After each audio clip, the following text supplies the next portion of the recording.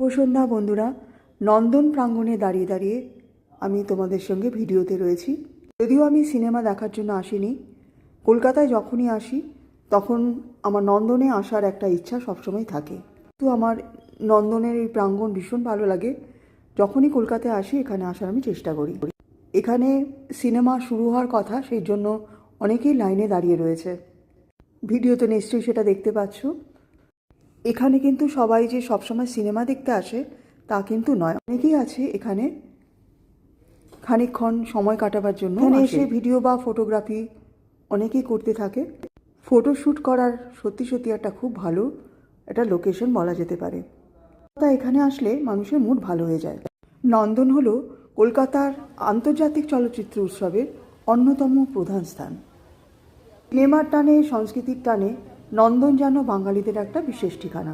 একটি বিকেল এখানে আমার কাটিয়ে কিন্তু ভীষণ ভালো লেগেছিল। তোমাদের যদি ভিডিওটা ভালো লাগে অবশ্যই লাইক, কমেন্ট এবং শেয়ার করো।